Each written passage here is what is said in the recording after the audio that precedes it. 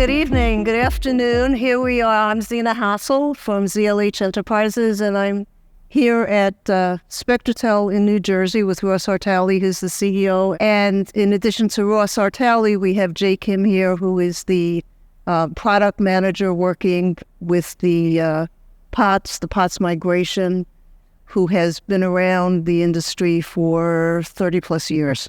And we are here to talk about the POTS migration to fiber, which is overtaking the industry over the last couple of years.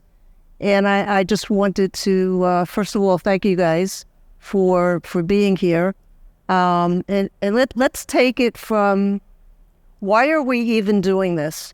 Why are we forcing customers to displace all of their copper POTS lines, copper circuits, whether they're 2-wire, 4-wire, which is displacing a lot of alarm lines, point-to-point circuits?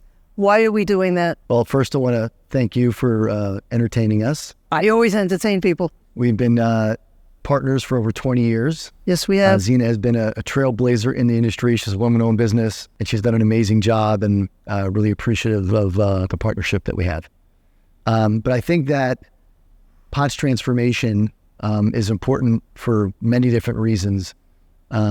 First and foremost, the regulatory environment is paved a way to allow ILECs to start decommissioning part of the copper network. Let's talk about, there was FCC regulation that came out a couple of years ago, which basically mandated that these ILECs disband the copper infrastructure that goes from their central offices to the customer prem. Now, by the ILECs having to revamp that infrastructure, that also has an effect on the CLECs because they purchase their services from the ILECs. So it's basically become an overhaul to the entire industry. The question is, why did the FCC mandate that? And what does that mean for the end user customer? So there's, it's kind of a two-pronged answer. So there's a forbearance order that allowed the ILECs to discontinue uni copper loops, kind of a point-to-point DS0 and DS1 loops. So so that would affect both the Uni-P and Uni-L? Yeah, so mostly just Uni-L. The Uni-P, there's no order that is shutting down the Uni-P portion, but the Uni-L, for those collects that had facilities inside of central offices, the co-locations had to basically migrate all of those services off their network back to the ILEC or off the network entirely. So that impacted roughly, I would estimate, about 10% of the total universe of lines in the market. So when they were migrating things then, but now we're in the situation where basically any copper delivered POTS line has to become something else. Yeah, there's clearly an end date. It's no longer really a partisan issue at the FCC. I think everyone understands that, similar to the way that 3G was discontinued, that the day's coming. It's not here yet, but what's happening is there's no investment into the copper network. The mean time to repair on trouble tickets has extended. Used to be 80% were dispatched out in the same day. Now it takes several days to get a repair. The order intervals are very difficult just to get service delivered, as you know. And so with little to no investment, with extraordinary price increases that are occurring in the market, we're seeing unprecedented levels of rate increases across the board on copper. So if that end date is coming at some point in the near future, if the rates are extraordinarily high and the service level is poor, it really gives a great opportunity for us to transform the services to next-gen products and services, which we're supporting here at Spectrotel. What are some of the alternatives that a customer has? I mean, we have elevators, we have alarms. How is it going to affect TTY service? What are the options that customers are going to have? It's a great question, Zina.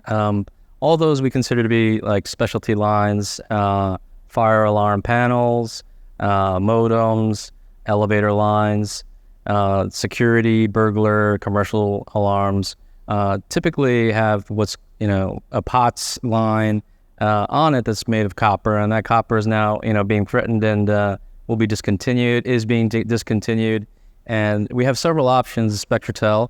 What we call as an umbrella, the POTS transformation as a service encapsulates several options for the customers and partners out there looking for copper POTS line replacement. Two products that we have here right in front of us here are the data remote, POTS in a box, and the UMA air dial. Both are, all-in-one product solutions that are, voice over IP, over the top, with multiple, connectivity options. You could do a wired interface. You could do an LTE cellular interface. They come with battery backup. So these are what we call POTS transformation box solutions. In addition to these, we also provide several other options like the POTS over broadband, which is your typical like voice over cable. Through the cable companies, we have agreements with Comcast, Spectrum, Cox, and Altice. So Spectrotel is one of the first providers to partner with the four largest broadband carriers, and those technologies are also compliant. And when I say compliant, compliance is a very important thing when it comes to like fire safety, and part of that is governed by some organizations like National Fire Protection Association, as well as the American Society of Mechanical Engineers. So these divisions come up with guidelines for technology to adhere to the minimum recommended requirements for users like fire marshals, that they can, approve a solution technology. So Spectrotel, we have a lot of options, a lot of choices. So we've run into issues, speaking of fire marshals or building inspectors, where we needed to have connectivity for elevator service. And the inspector went into the building and said, this is not a POTS line because we installed over cable. And although we tried to explain to them, it's still giving you an analog signal. No, I'm looking for an ILEC POTS line. So what's happening, though, is that the shift in the industry is sometimes not catching up to the regulatory advisors in the field, and that's causing a little bit of chaos. But I do have a question, because you've got your, we call them the POTS in the box or the wireless. In order to be able to use that, say, for an elevator, it might be okay if your mechanical room is up on the roof. What if your mechanical room is in the basement? We do a site survey on all of our deployments, and during that site survey, one of our field technicians goes out, surveys the environment, sees exactly what is required. If there's additional, work that is, above and beyond, then that'll be a determined as, scope of work, statement of work, get the customer's approval and buy-in, partner's approval and buy-in to get that solution the way it works. You had mentioned the elevator inspection. We actually did have several, not several, I should say one example that came up in the recent past, state of Michigan, sorry. We ran into that very same problem, same issue. There is more of an educational thing, being that these technologies are so new. The ruling for MFVN, which is Managed Facilities Voice Network, that's recognized by the NFPA as legitimate. It doesn't necessarily mean that these devices need to be certified by a particular governing body. As long as they meet the requirements and the guidelines, they are compliant. So we had the conversations with the inspectors and the state, and we submitted, we assisted the customer and the partner with filing the requisite forms and proceeded with installation. So there's still some education that needs to go on out there in terms of the regulatory people. Here's a question you may not like, but I'll ask it anyhow. If you can provide this service for elevators We know that elevator companies have had cellular, as have alarm companies. What is the difference of having it provided by Spectrotel or similar CLEC versus the vendor for the elevator or the alarm? It's really, these boxes are smart. So first of all, they come with, dual SIM cards. So it's built-in redundancy. You can also take a WAN 1. So you could have a fixed wired connection, multiple wireless backups. We can also monitor things like we never have before. So we can see into the port level. We can see a SIP registration. We can see, a POTS line is a dummy terminal. Oftentimes a SIM card, is not monitored. We can look at the IP to see if it's up and down. We can check the signal strength. We can actually see the line registration and the line up status. So it went from being an old, plain old telephone service to a complete, fully managed service with built-in proactiveness and network monitoring. And I think that's the biggest difference versus, hey, it's just through an alarm panel. Now, are you able to regulate voltage? Yes, absolutely. With these, you didn't know I was going to ask that question, did you? Well, it comes up, unfortunately. Certain systems require a little bit more voltage, and with both of these devices, we have that option to increase the SLC voltage to make the signaling just the right way that the application requires. Okay, because that has come up as an issue. Now, it also used to come up as an issue with POTS lines, and the way we sometimes used to get around that in the olden days was just to run the POTS line through a PBX if there was a PBX on site in order to regulate the voltage. So that's good. So we've covered the voltage situation. We've covered redundancy. What kind of cabling do we need? It varies based on whether there's a wireless only, whether there's a wired connection from a WAN 1. And so our approach is always to recommend, a wired connection into the box, but it's not for everybody. And so if that happens, you have to cross-connect the legacy voice DMARC with the internet DMARC. So in the legacy systems, you're looking at Cat3 cabling, and you're looking at upgrading that really to either a 5E, 6, 7. Yeah, the good news is with the infrastructure for the legacy, copper pairs are still there. We're still using the 66 blocks. So if there's connections inside the building, those stay. We're really just cross-connecting the data termination into the box near let's say the 66 block. So that's part of the site survey. The process, the POTS lines migrations used to be very easy in terms of getting service over from one provider to another. This does require a little care. I think that the site surveying that we provide that as a standard with our installations is really important, so we can gauge any cabling that's required, any cross connects. We scope out the work, and it becomes part of our process. It's very high touch and hands-on. Now, how does the pricing compare as opposed to a POTS line? Well, it's working in our favor for all of our PTAS solutions. As Ross indicated, the FCC forbearance basically lets these ILECs, charge whatever they want. They don't have to, control it anymore, through their tariff pricing, a reasonable price or a competitive price. In fact, some carriers have kind of changed their pricing strategies to be more aggressive to get customers off the copper networks. So typically, there's savings to be had when converting from an existing POTS environment to a POTS transformation. On top of that, the average POTS line on a typical nationwide customer is probably, approaching $50. These solutions are in the low 30s. There are certain parts of the country where, in most cases, it's much lower to go to these transformation services.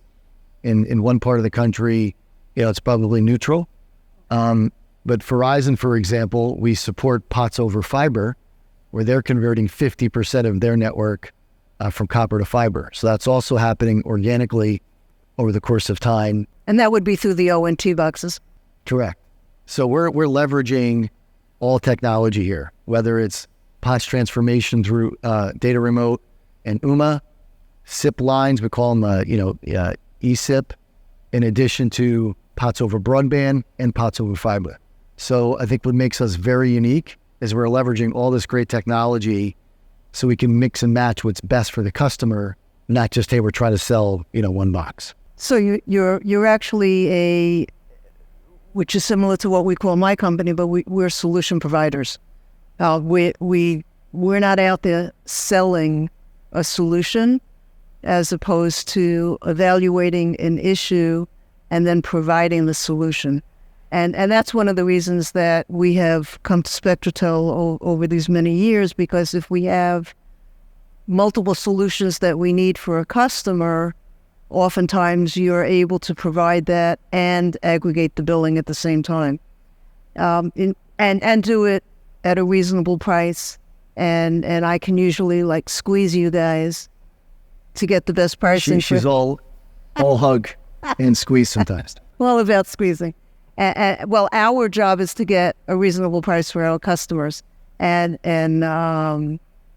so that's one of the reasons that we like working with you guys too. And then if there is an issue, we know that we can wake people up at night. I have been woken up many a nights partnering with Zina to work on some trouble tickets, but I think she has a passion for servicing customers, and she's really the best at holding her suppliers accountable because she cares. I think that's why her business has grown, has been very successful, and why we align very well with her is because we take that very seriously. And I think her approach on being agnostic to the technology is very similar to ours. And that alignment is important, is why we drive a lot of business together. And however bad you think it is sometimes to work with me, I have my second generation in the business now, and goodness knows you don't want to have to deal with Jody Hassel on a bad day. It's called Zina Squared is Jody. So customers are going to have to change their copper infrastructure. There's no way around it. We've been talking about POTS lines here. We can go to another segment and talk about circuits and such at a later date.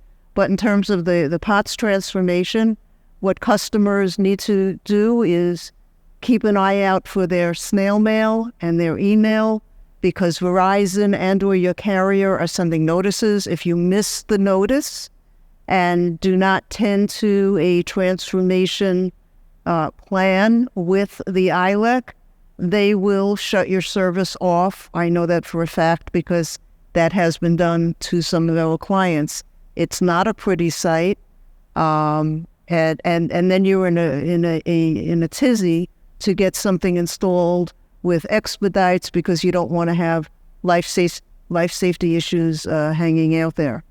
So everybody should really now be taking a look at their analog POTS inventory and see what's connected where. If you're not sure, you need to get a technician on site to do a locate and tag. Make sure that all of those lines that you're paying for are actually connected to something. It's not surprising that when we send people out for surveys, we do find lines that are not connected to anything, and we don't know for how long that has been. And so from a dispute perspective, you can't really dispute, well, it wasn't connected, you can't charge. Doesn't matter, it's on site.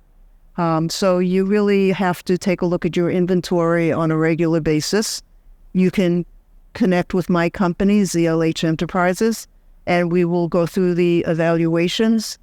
We will, for the POTS transformation, most likely bring you to Spectrotel. If for some reason they're not able to do it, we can provide other solutions, but Spectrotel does have a reasonable size NOC, Network Operations Center.